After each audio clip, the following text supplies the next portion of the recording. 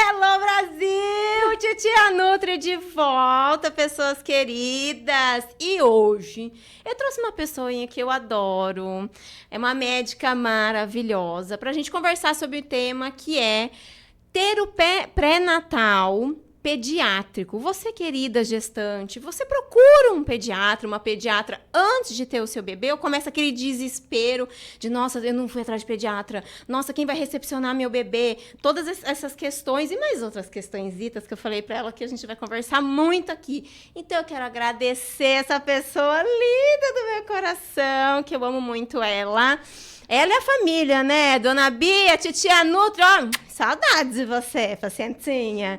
Então, eu queria agradecer a sua presença. Primeiro, se apresente, pessoa maravilhosa, nome, formação, tudo mais. Eu que quero agradecer esse convite, fiquei muito feliz.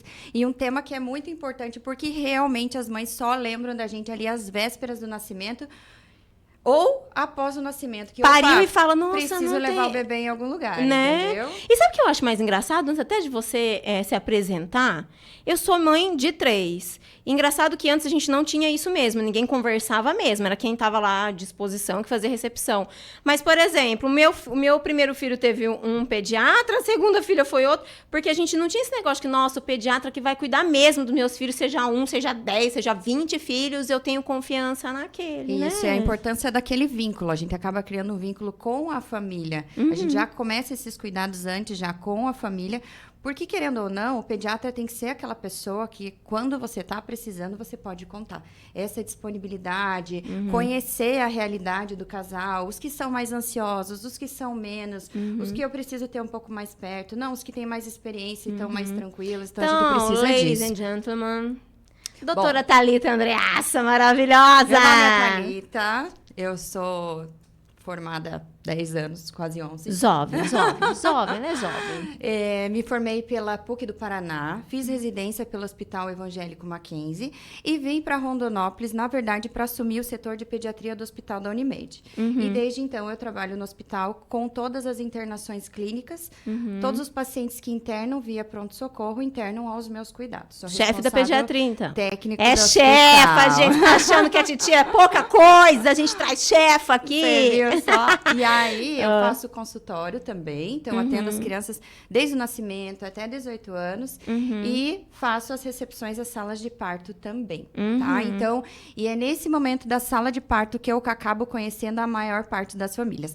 Essa realidade tá mudando um pouquinho. Primeiro, porque agora eu já tô pegando os irmãos das pacientes que eu peguei, entendeu? Já passou o tempo, então já tá nascendo o segundo filho, o terceiro filho, a gente já acaba conhecendo. E segundo, porque essa mentalidade tá mudando. Essa realidade do pré-natal pediátrico está vindo cada vez mais forte e as famílias procuram que mais. até era a minha primeira pergunta mesmo, porque é aquilo que eu te falei, um questionamento meu. Eu realmente não tive nenhuma indicação, eu não tive nenhum esclarecimento sobre tenha um pediatra, já tenha o pediatra do seu bebê, porque nasce mamãe, nasce dúvida, choro, reclamação, tudo. Né? Não, nas culpas nem fala, culpa né? Já vem ali no manual. Mas não vem... você fica totalmente perdida e nunca ninguém falou assim, Daphne, olha, tem uma pediatra legal pra te indicar. O meu obstetra mesmo, inclusive, queridos obstetras, né? Tem o seu pede amigo. A gente tem agora. Então, pra a sua rede de apoio para poder, né, falar. Então, é o Nutri, é o pediatra, é o fisioterapeuta, essa questão do multidisciplinar, porque eu acho que só o paciente tem a ganhar. Isso. Eu falo sempre isso, né? Cada vez mais. Agora, então, os obstetras acabam indicando bastante, as enfermeiras obstetras, as próprias doulas, as nutricionistas, porque a gente não trabalha sozinho. Então, é sempre uma equipe que vai estar cuidando daquela família, daquele bebezinho que está chegando, e acaba que os pacientes acabam chegando dessa forma. Então, ou alguém indicou em relação aos profissionais e também alguém da família, algum amigo, olha, me indicou, ganhou com você e gostou, e aí acabam continuando. Ai, que bom. Eu brinco até que naquele momento da consulta pediátrica pré-natal é um namoro. Aí, durante todo esse acompanhamento, a gente vai fazendo um noivado e a gente casa efetivamente com o nascimento do bebê. O namoro começa com quantos meses de gestação? Porque todo mundo acha que é assim, gente, vou parir amanhã, deixa eu ir lá conhecer todos os pediatras da cidade. Já não aconteceu, é assim. Já aconteceu. Assim, da mãe falou assim, olha, eu tô indo induzir agora à noite, será que não tem encaixe pra tarde? Minha filha, pelo amor de Deus! Mas quando dá certo, eu tento... Mas quando você acha que é legal, então, uma gestante, a família já começar a procurar? A partir do 3º trimestre já pode procurar. Geralmente as pacientes vão a partir de 30, 32 semanas, mas já no início do 3º trimestre já pode procurar. Hoje em dia, uma coisa que tem mudado bastante, nos grandes centros a gente vê, é que está existindo o pré-natal pediátrico completo, de 1º, 2º, 3º trimestre, com ênfase principalmente em reposição de micronutrientes, que é essa parte que as nutris maravilhosas sempre fizeram. E a gente acaba muito preocupada por causa do status nutricional do bebê. Exatamente. Então, quando os bebês nascem, a gente vai ver, tem uma ferritina baixa, já tem uma anemia, ou teve alguma intercorrência ali no pós-natal, e a gente vai ver, e a mãe teve alguma coisa. E eu acho que isso, pra mim, talvez algumas nutricionistas fiquem um pouco oriçadas com isso, porque falam, ai, mais um profissional tá querendo fazer uma coisa que é da minha parte. Não, eu não vejo assim. Eu vejo que é mais um reforço da mãe estar lá e o pediatra falar, você tá comendo direito? Você tá suplementando direito? Olha, esclarecendo seu bebê pode ter isso. Mais pra frente pode acontecer isso. E, Daphne, não existe o cuidado integral se eu não passar por rotina de sono, rotina de nutrição, rotina, tá fazendo xixi, tá fazendo cocô decentemente, entendeu? E, na verdade, essa reposição de micronutrientes que a gente faz é um socorro, Deus, vou te ajudar nesse momento, mas o ideal é que isso seja suprido com a própria alimentação. Então, eu vou estar vendo, preciso de tratamento, ok, vamos tratar. Está sendo tratado adequadamente para os níveis que eu preciso para o bebê? Ou você está tomando alguma coisa geral que não está tratando especificamente uma deficiência de B12, por exemplo, entendeu? Que é por isso que às vezes elas reclamam até comigo, por que tudo isso de exame? Porque eu falo, tá vendo? Seu ferro tá lindo, mas sua B12 já começou a baixar. Olha, magnésio, por que você tá... Gestante tem muita cãibra, né? Por que você tá tendo tanta cãibra? Olha o seu magnésio, minha filha, não tá nem existindo. Então, ali eu já vejo que ela tem uma alimentação pobre em tal grupo alimentar, né? Então, eu acho que isso faz a gente tratar essa paciente, tratar esse bebê, porque, gente, é o seguinte, eu sou nutricionista daquele feto também. Isso, exatamente. E você já é pediatra daquele feto que tá ali. Às vezes a mãe fala, meu Deus, mas eu sou adulto, né? O que ela tá querendo falar? A criança nem saiu ainda. Jesus, a pessoa ainda tá dentro de você. E o que acontece? Não existe bebê bem se a mãe não estiver bem. Eu preciso de uma mãe bem nutrida, eu preciso de uma mãe bem disposta. A gente já tem todas as dificuldades hormonais ali daquele momento do pós-parto, né? Falando só de hormônio, uma TPM vezes 10 ali. Aí a gente fala em privação de sono, insegurança em relação ao bebê, né? Todas aquelas dificuldades no início, mamada e tal. E ali, além de tudo, eu tenho uma mãe desnutrida, né? Ou tenho uma mãe sem conhecimento do que precisa ser feito em relação àquele bebê. Então, assim, o que eu preciso? Quais são os cuidados que são essenciais?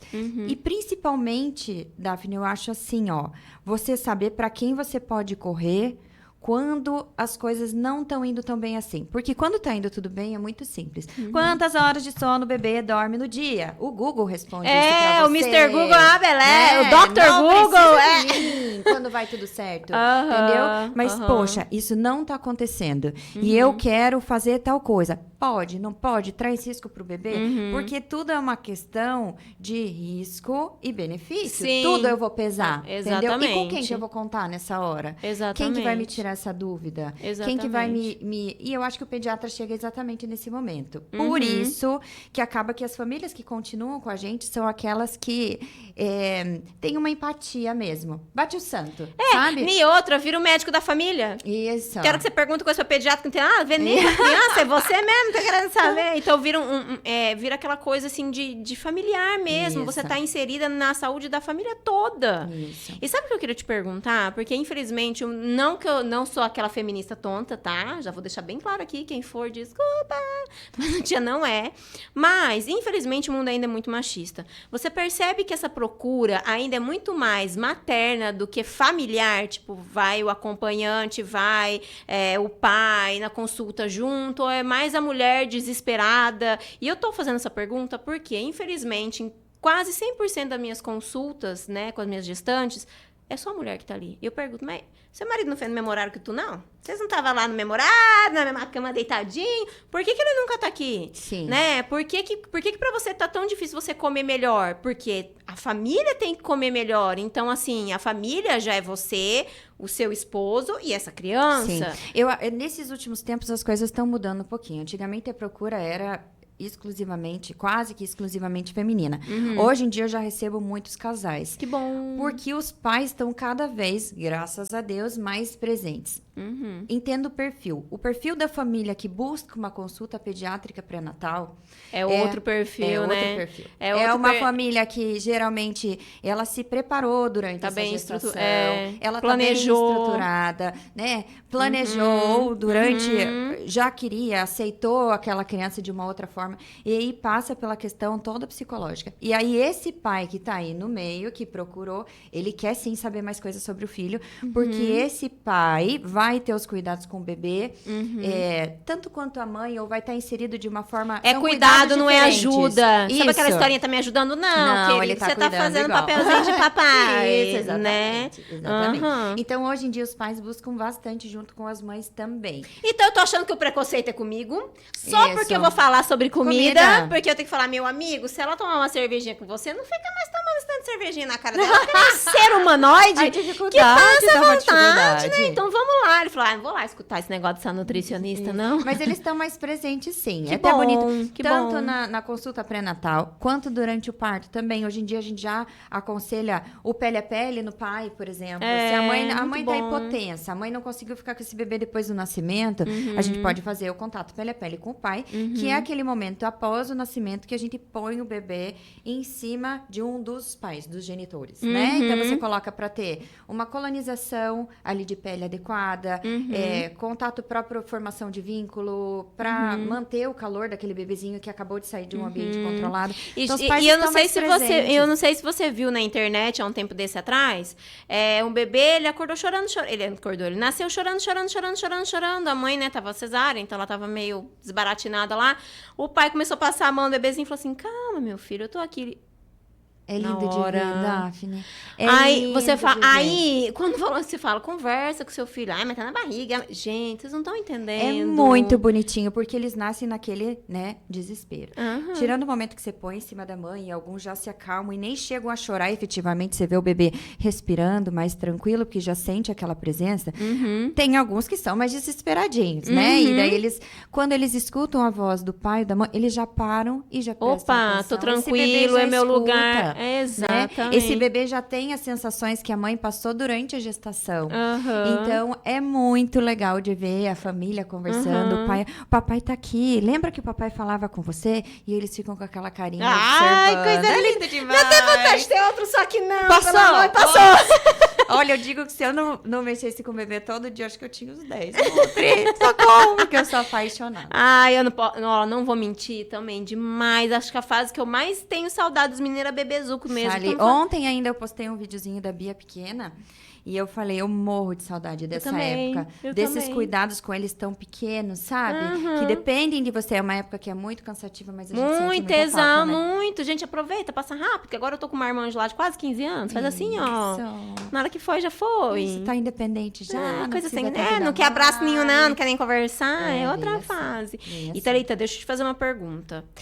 Você percebe a diferença de uma mãe que teve um pré-natal legal, de uma mãe que teve um pré-natal pediátrico, de uma família que se cuidou para essa gestação, nessa recepção do bebê, para intercorrências médicas mesmo. Agora eu tô falando de intercorrências médicas. Então, assim, é mais incomum uma paciente que ela se planejou ter intercorrências médicas ou anda acontecendo muitas intercorrências e a gente tá com a vida muito doida mesmo. Eu sei que nosso estilo de vida, mesmo planejando, anda muito doido, né?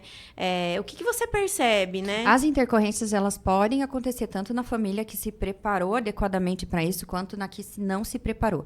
Qual que é a diferença? Na família que efetivamente se preparou, eu vou olhar quais são os riscos para aquilo e eu já vou agir antes da intercorrência. Um exemplo.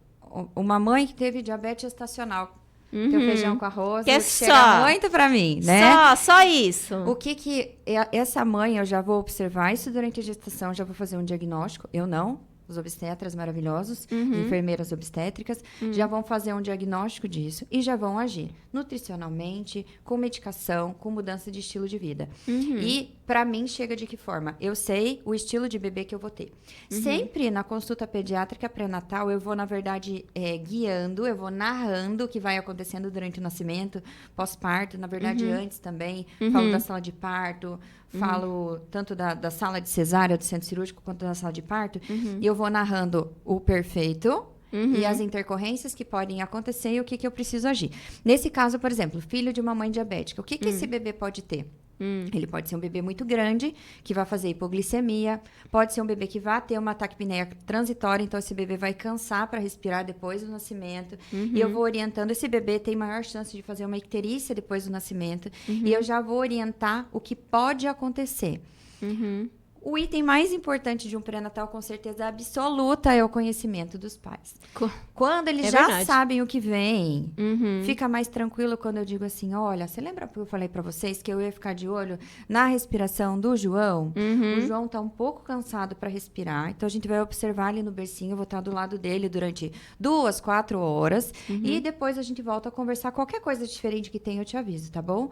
Opa, eu já sabia que isso ela já tinha informado, eu tenho na minha memória, em algum lugar, que isso ia acontecer. E posso falar? Por isso que eu falo que é muito importante você procurar isso, porque eu acho que não tem nada que mova mais uma mudança de uma mãe do que ela não querer que o filho sofra. Isso. Então, quando uma pediatra chega e fala, olha, se você tiver diabetes gestacional, se você não mudar, seu filho pode ter isso de intercorrência, isso me ajuda ela ficar na linha, seguir o caminho certo. Sabe? Porque, graças a Deus, mesmo tratando minhas pacientes com diabetes gestacional, graças a Deus, todas, nenhuma a gente precisou entrar com insulina, porque eu fico em cima, eu converso muito e chora, a gente chora junto, é aquele círculo, não tem problema, mas vamos lá que vai dar certo, a entendeu? gente dá a mão e a gente caminha com eles, né? Porque eu sei que não é fácil, mas, graças a Deus, eu nunca tive nenhuma mãe que na recepção teve algum problema com o bebê, mas a gente sabe que não é a grande maioria da realidade, infelizmente. Isso. Porque as pessoas, às vezes, elas querem se cegar para a informação, porque isso vai gerar um desconforto.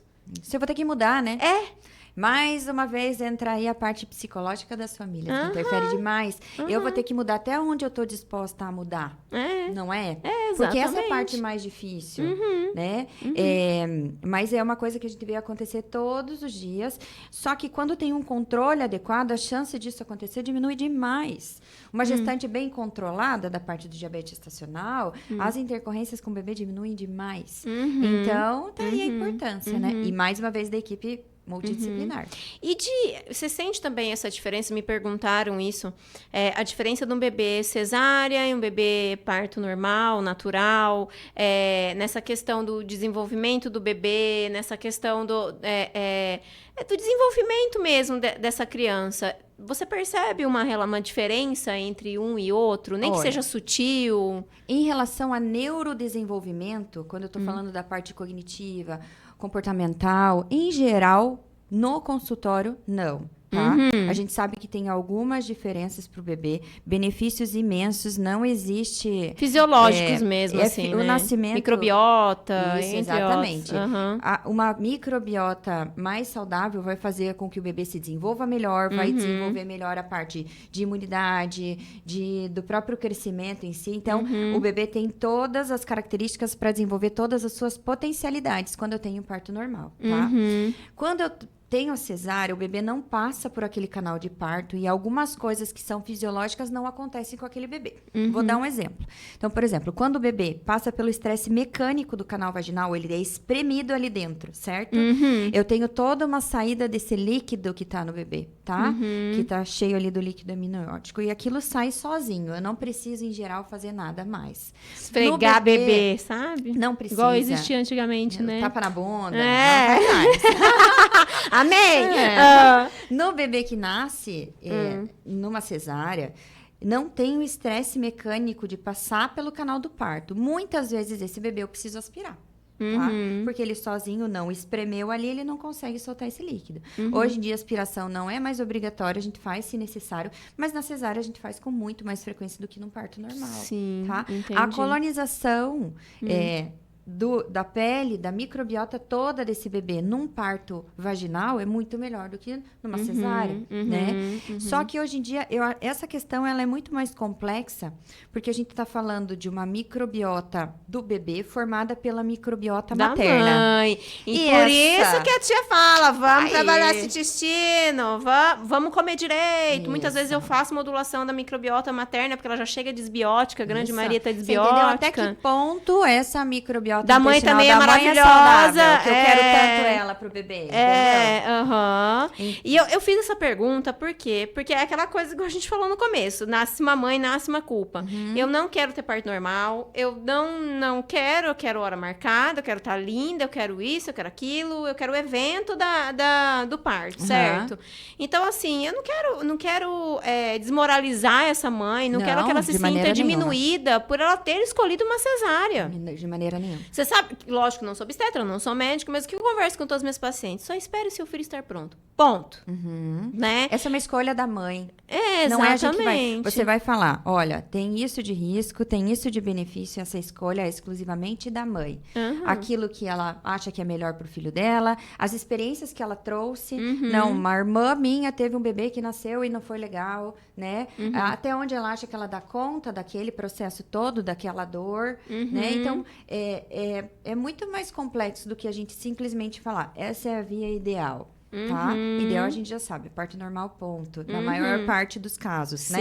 Tirando as contraindicações ao parto normal são muito pequenas, mas a gente tem que ver todo esse perfil da mãe. Exatamente. Então, assim, a gente tem que tirar esse peso da mulher também, Daphne, né? A gente carrega muito isso. Eu já vi eu já tive pacientes assim, não, porque tem que ser parto normal, aí ficou lá em 24 horas de trabalho de parto, aquele sofrimento, aquela coisa, e chorando e não aguentando mais, quase desfalecendo para cair numa cesárea. Poxa, sabe, será que foi um dia maravilhoso para ela, de grande realização feminina? Talvez não. Sim. Porque ela colocou na cabeça dela que tinha que ser aquilo, que ela seria menos mulher. Por causa daquilo. Se ela não outra fizesse... conversa que eu tenho durante o pré-natal pediátrico. Né? Eu converso, tá, qual que é a sua via? O que você escolheu?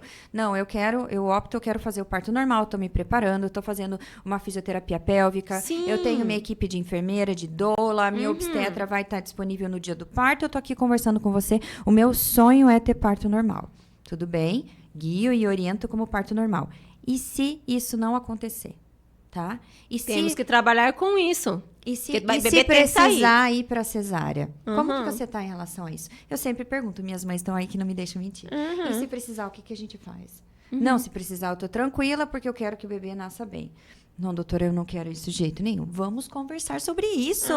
Porque se o bebê sofrer dentro da barriga, se fizer uma bradicardia, se eu precisar levar essa mãe, e eu já peguei, porque não são todas que fazem, de mães que super se prepararam, chega na hora, precisa ir pra cesárea, e elas entram em pânico, porque eu não queria isso, de chorar a cesárea inteira, porque tá sendo uma cesárea, entendeu? E ter uma indicação por conta da saúde do bebê.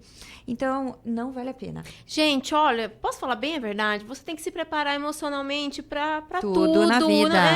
Então, tudo. assim, as coisas não saem exatamente como a gente planeja, mas se no fim tá tudo bem, é aquilo que teve que acontecer, a forma que seu filho, que foi a melhor via de nascimento do seu filho e Isso. pronto. Eu falo porque eu tive 3 filhos de parto normal. Meu primeiro foi normal, mas fez analgesia, mas Davi já tava pra fora, praticamente. O médico tava em outra cesárea e, de repente, né... ele faz força. O moleque já tinha saído, pra que me anestesiou? Mas tudo bem. A Maria, eu falo isso porque hoje a gente tem esse palavrão que chama-se violência obstétrica. Sim. Mas, na época, eu não sabia, né? Eu não era munida de tanto conhecimento há 10, 11 anos atrás, né? A gente não tinha tanto esclarecimento sobre isso. Saiu o tampão, começou a sair o tampãozinho assim, sabe? Aquela gelequinha, mulheres. E eu não senti dor nenhuma, sem dor nenhuma, 4 horas da tarde, sem dor nenhuma. Meu médico, Daphne, pelo amor de Deus, vai pro hospital. Daphne, pelo amor... É o segundo filho, você já teve um parto normal, é muito mais fácil pra você. Você é uma pessoa muito tranquila. Eu falei, meu filho, fica na paz. 8 horas da noite a gente se encontra. Mas igual eu fui tomar banho. 8 horas da noite, eu fui lá, eu me internei de boa na Lagoa. Só que na hora que eu cheguei ali, eu não tive nenhum dos 3 aqui, os 3 foram em Ribeirão. Na hora que eu cheguei lá no hospital, Primeiro que a enfermeira que me pegou falou assim, já tomou banho? Eu falei, já. Ah, mas aqui pode tomar de novo. Fez assim, ó, com sabonete em mim. Aí eu já olhei, eu falei, moça, eu tô parindo, mas você não me conhece. Fui lá, tomei banho, não sei o que, sentei. Aí nisso veio meu médico, ele, Daphne, não falei pra você, minha filha me viu 10 horas da manhã. Eu falei, filho, tô tranquilo. Na hora que ele fez o toque, ele falou, sua doida, você já tá de 8 dedos. Eu falei, tô com 8 dedos de dilatação, mas eu tô bem, não tô assim, porque realmente eu não tinha dor. Ai, que benção. Não, porque, juro, eu tenho foto sentada. Ai, devia ter dado pro Fernando postar. Eu tenho foto sentada lá na maca, dando risada. Zero dor. E aí ele falava, não, porque tem que anestesiar, porque se não anestesiar agora, depois você vai... Eu falei, eu não quero anestesia. Não, porque tem.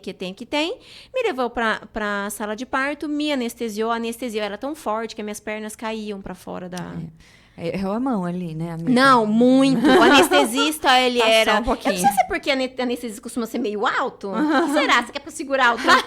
Mas ele era bem alto, assim, bem forte, sabe? E aí eu lembro que ele falava assim...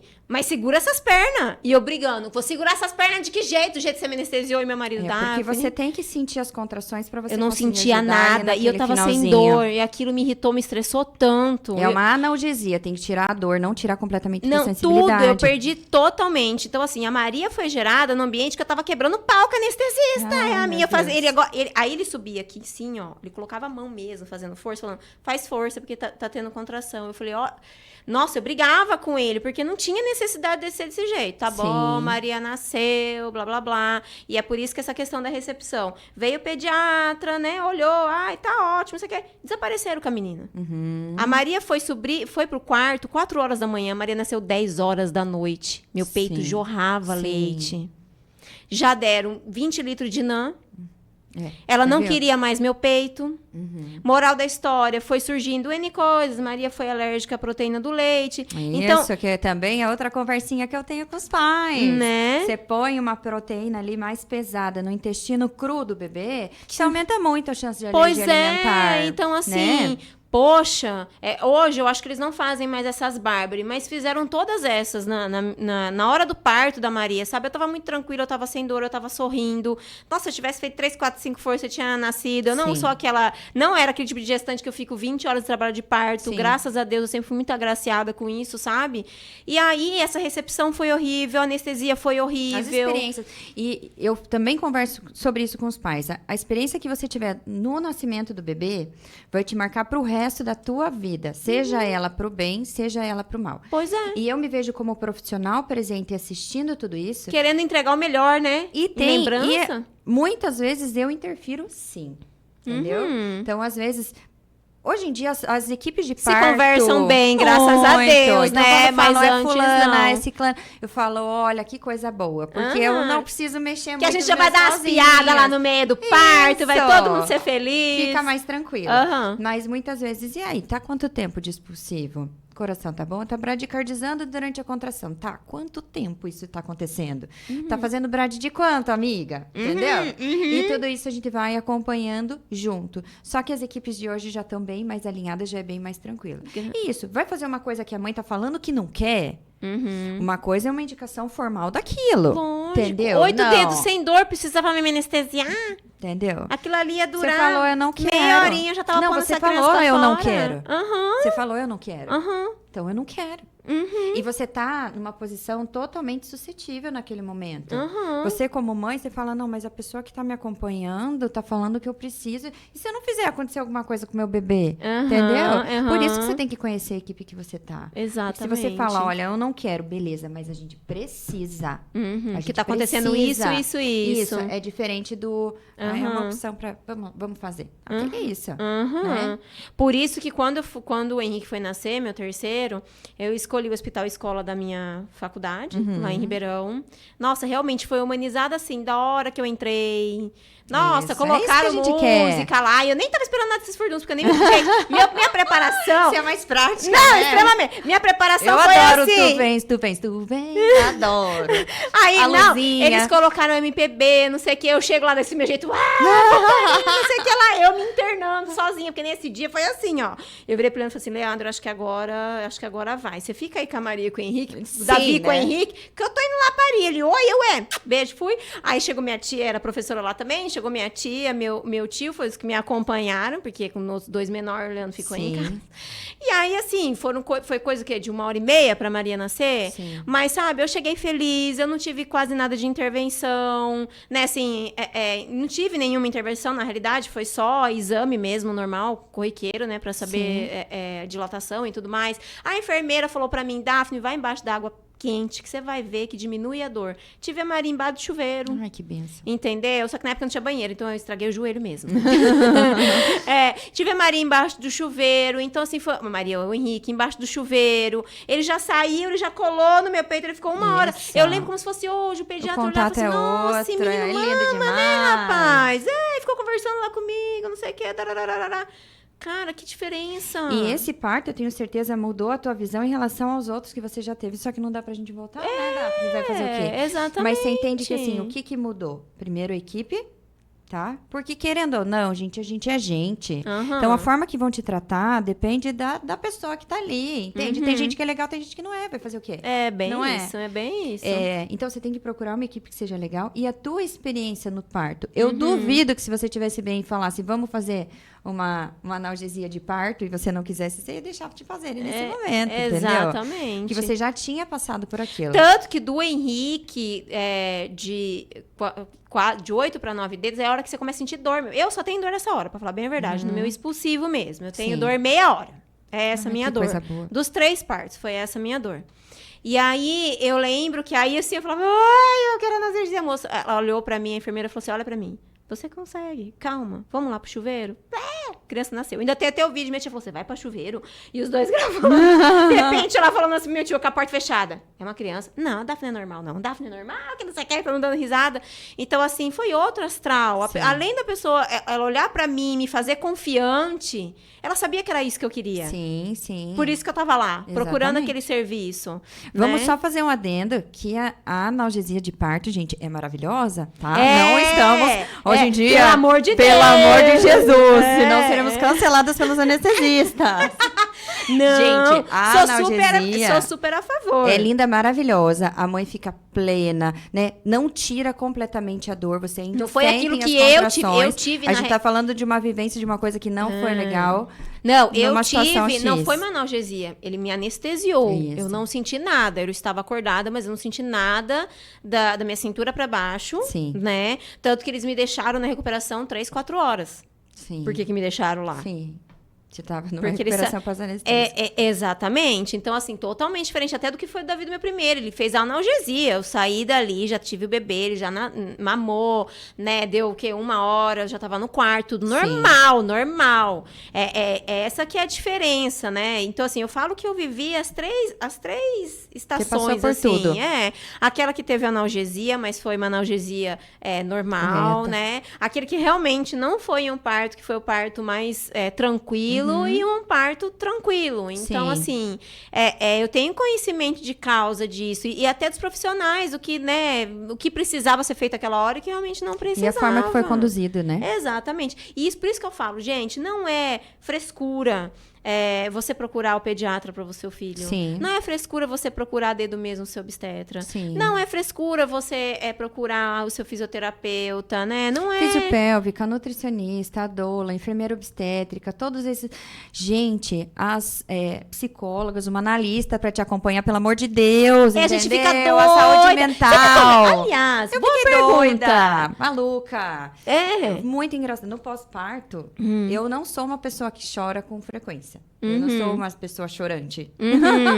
Mas no pós-parto das crianças, eu fiquei muito sensível. E eu chorava demais. Muito, muito, muito. Aquele blues puerperal Sei. ali logo depois do nascimento, eu tive demais. E o que acontece? A gente tem traumas que a gente carrega, a gente tem certas dificuldades, a gente tem... E, gente, muda tudo, né? E você tem uma mudança brusca do teu estilo de vida ali. Tipo, ontem você pariu, mas ainda tava ali dentro, você ia pra onde você queria, de Isso. repente, pum. É uma mudança. E eu que sempre fui muito independente. De repente, eu tô com um bebezinho pequeno. em casa. Que eu não os tenho dois. livre-arbítrio. Eu não posso tudo. sair de casa com ele sozinha, de carro, igual eu faço, eu vou pra qualquer lugar. Nossa, quando eu saí, assim, eu me sentia um cachorrinho na janela, sabe? Você sabe que já na gestação eu senti um pouco disso, sabe por quê? Porque, como eu sou muito elétrica, eu vou falar, a gestação é uma coisa. Engraçado, pra mim, a gestação, eu sou igual Juma Marruá. Eu entro na caverna, eu me preservo, eu não era aquela que eu ia pra um monte de lugar, não sei aquela, porque eu acho que eu entro dentro de mim mesma, assim. Amiga, eu era aquela que ia pra um monte de lugar. Nada, Ioca eu sou, Ioca nós vai pra tudo que é lugar. Ioca eu sou doida, mas na gestação era uma coisa que, eu não sei, eu modificava nesse sentido mesmo, de verdade. Eu saí da caverna no dia que eu paria. Sim. Sabe? Então, assim, eu me sentia, já na gestação, eu trabalhava muito meu psicológico nesse sentido. Porque, eu já não podia andar o tanto que eu andava, trabalhava, viajar e voltar. Porque eu cansava. Sim. Porque, né, tem todo um quesito já na gestação. Então, assim, gente, trabalhar essa questão psicológica é uma coisa muito séria. É essencial e faz muita diferença. Né? Não é graça. É um investimento pra vida, entendeu? E porque você tá com um serzinho em formação. E depois você vai querer o melhor pro teu filho. Você vai querer corrigir as coisas que você faz de errado, porque você quer ser melhor. Porque você pode falar o que for de correção pro teu filho, ele vai te observar, ele vai fazer o que você faz, filho. Entendeu? Não adianta, vamos falar de alimentação. Coma brócolis. Você não come, você come hambúrguer. Vai comer. Entendeu? Você fala, não grite. Gritando, ele vai gritar. E me fala uma coisa, eu já vou entrando na alimentação. O que das mães é a maior dúvida dessa fase da amamentação? O que pode comer, o que não pode comer, e se o que eu vou comer vai gerar ou não cólica no bebê. E aí, o que eu falo para as mães? Assim, isoladamente, o que você come, a mãe não tem o poder de gerar cólica no bebê que não vai ter cólica, tá? Então, meu bebê, eu não sei se ele vai ter cólica ou não. E outra, Thalita, abrindo um parênteses aqui, gente... Assim como o seu filho, quando nasce, ele chora porque entrou o ar, ele nunca sentiu aquilo. Quando vai cair o tetezinho seu naquela barriguinha imatura, naquele intestino imaturo, um barulhinho pra ele é choro. Isso.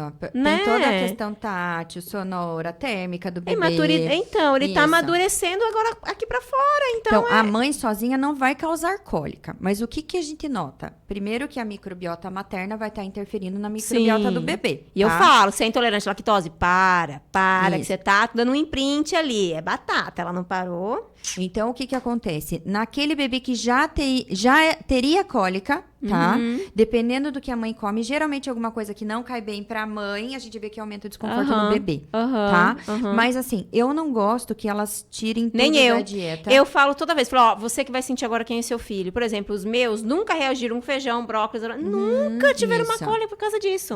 O Henrique, o meu mais novo, era um bebê de muita cólica, sabe por quê? Porque toda hora ele tava no peito e ele engolia muito ar. Quando eu entendi a pega dele direito, acabou. Corrigiu, acabou. Exatamente. Então eu falo, come, criatura. Eu falo, você tá comendo?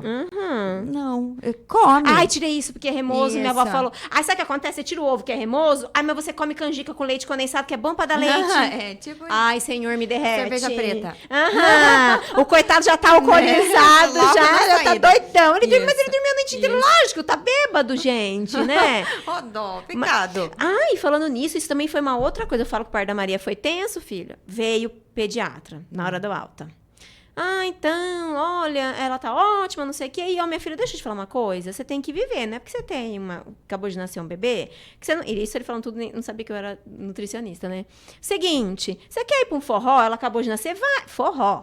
Vai e leva ela. Você quer beber uma dose de uísque? Lógico que você vai beber. Pode beber, não tem problema nenhum. Uma cervejinha, não sei o que lá. Blá, blá, blá. Eu fui escutando. Aí, de repente, eu falei pra ele, doutor, eu sou nutricionista, você não tá falando isso pra mim? Ai, tem que ser essas chatas. Mentira. Aí eu falei, Leandro, bom, a gente sai logo desse hospital. Pelo amor de Deus. Porque o negócio que tá punk. Juro pra você que foi essa a orientação que ele me deu. Gente, se as mães chegarem agora me pedindo pra ir no forró e tomar uma dose de uísque, dá. Ele nem falou uma cervejinha assim, sem álcool, ele falou uísque. Não, tô brincando. Não façam isso, por favor. Lógico que... Gente, imagina se te relaxa, o que vai fazer com uma criança que tem 50 centímetros. Sim. Tem orientação correta para as coisas e tem momento correto para as coisas. Lógico. E quando você quer, eu falo, quando você quer muito, muito, muito fazer, me pergunta. Porque daí eu vou falar o jeito certo de fazer a coisa errada. Bebida, por exemplo, qual o intervalo que tem que fazer? Eu vou orientar você. Sabe? Porque, mas não pós-parto imediato essa orientação. Pois é, querida. Aí você imagina quantas mães, né, que não foram, não tiveram essa indicação ali dele, que era tudo que ela queria escutar, porque talvez ela ficou os 9 meses sem encher a cara. Sim. E o que não vai influenciar no neurodesenvolvimento desse bebê. bebê? É um absurdo. Sabe? São coisas que, lógico, isso aconteceu comigo há 10 anos atrás. Eu não sei se isso não acontece, não sei. Talvez em algum lugar, né? Mas acho que hoje em dia... Bom, é mais difícil, mas nada é impossível, né, minha querida? Então, assim, poxa, gente, a gente tem aí o celular... O dia inteiro vocês ficam vendo fofoca no Instagram, né? Da família não sei quem que brigou com não sei quem, não sei o quê. Poxa, vai ver uma informação legal, né? E tem que cuidar muito com isso também, porque hoje em dia, como a gente tem muita informação... Tem muita coisa porcaria também. Tem muita coisa errada. Aliás, tem coisa boa que não cabe a você. É esse que é o negócio, né? Isso. Tem muita coisa boa, informação boa, mas que não cabe a você nesse momento de vida, entendeu? Isso. Então, assim, a gente tem que... Como que você vai saber triar? Perguntando para um profissional. Sim. Não é? Exatamente. Então, assim, elas têm muita dúvida nesse negócio, doutor, ai, meu leite tá fraco. Você sente ainda muito isso? Muita. Eu falo, por que existe tanta campanha de amamentação? Gente, porque não é fácil. Tá? A gente acha que vai ser natural, puf, grudou no peito. Algumas vezes isso mas outras não. E isso é um processo que a gente vai vivendo ali com o bebê, com a mãe. Mesmo porque tem a fisiologia, né, Thalita? Tem mãe que tem bico invertido, tem uma mãe que tem um bico menor, tem mãe que tem um bico maior. Tempo de descida de leite, né? Cesárea demora mais pra descer um volume maior do que no parto normal, porque tem toda a fisiologia, né, pra parte isso. de língua presa do bebê, o bico da mãe, volume de leite, volume do próprio colostro, tudo isso acaba influenciando. É por isso que tem tanta campanha. Tanta campanha existe e a primeira coisa que a mãe chega em casa e alguém fala, mas esse bebê tá com fome, teu leite, fraco, hein, tá minha fraco. filha? Você tá fazendo isso, tá fazendo aquilo, você tá bebendo isso, tá tomando aquilo. Você fala, gente, muitas vezes é o quê? É um déficit de sono, porque, por exemplo, eu, com 3, eu não dava pra quando o Henrique nasceu dormir se eu tava com outros 2 menores acordados.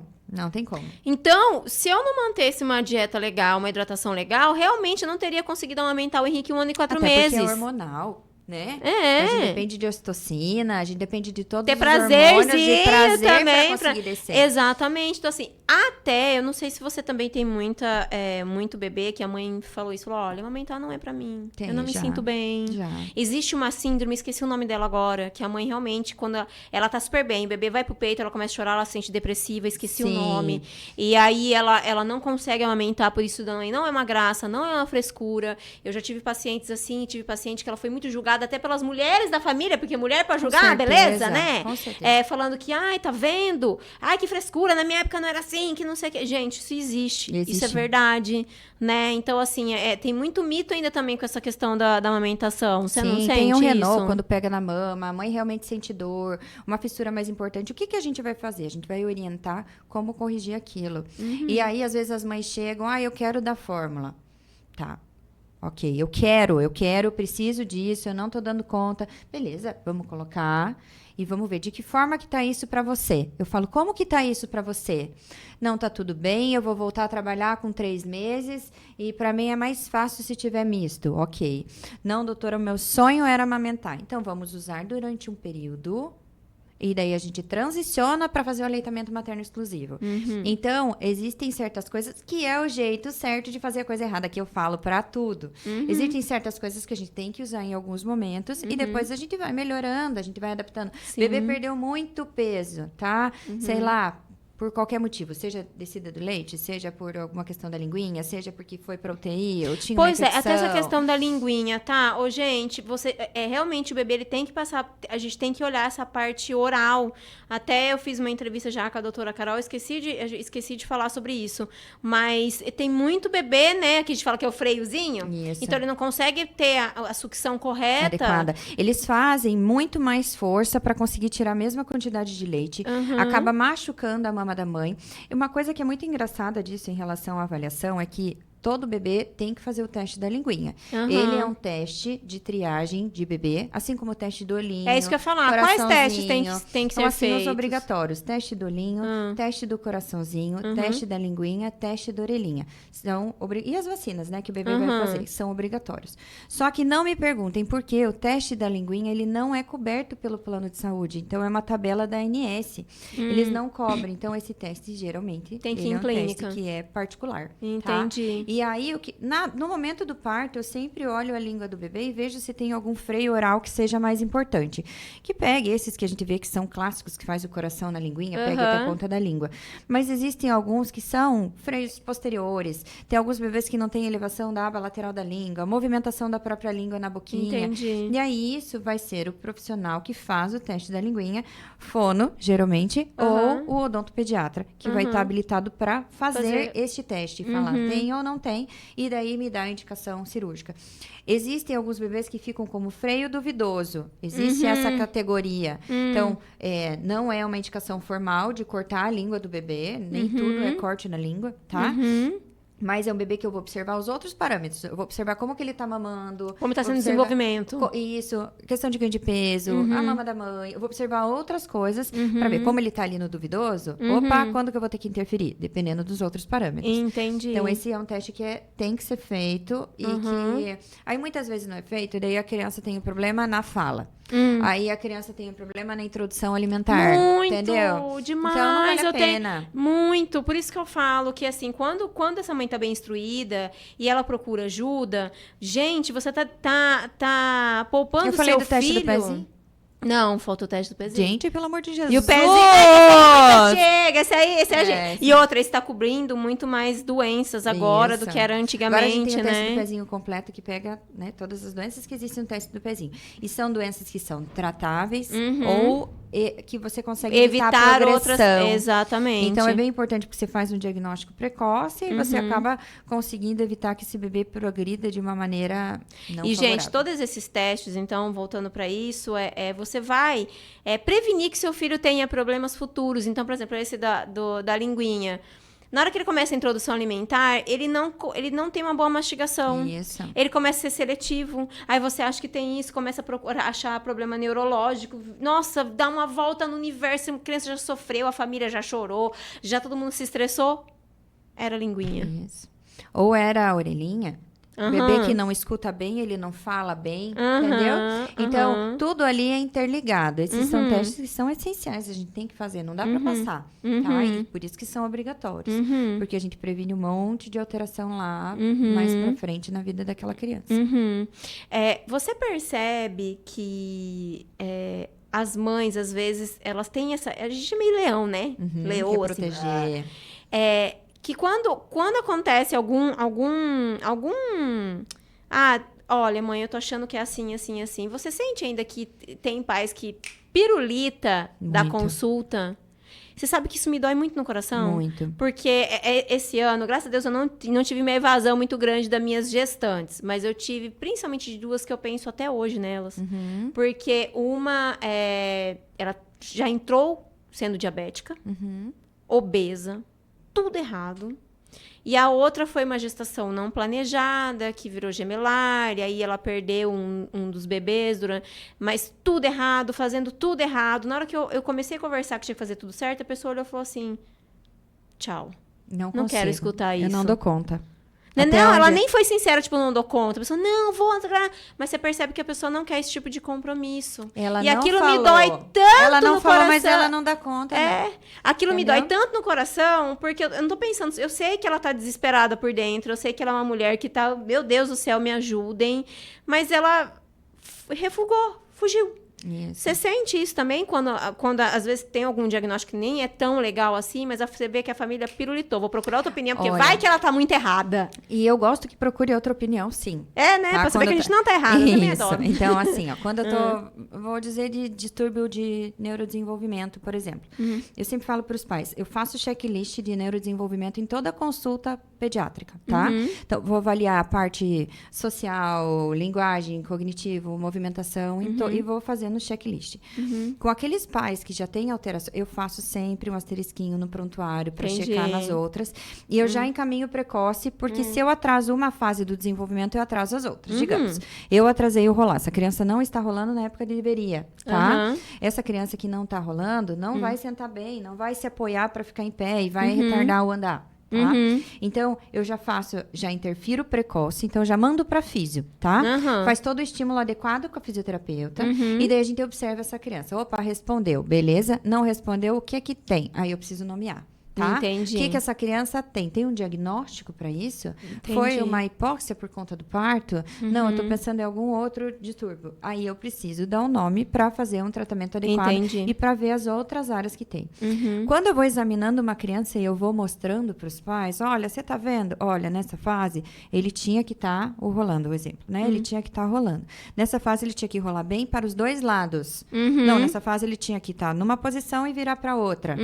Eu vou pontuando isso para os pais. Para alguns pais isso é muito difícil. Porque, além de tudo, a gente tem a projeção daquilo de tudo que perfeito, ser, né? né? Do parto do filho. A gente projeta e a gente fala vai ser aquilo e nem sempre é.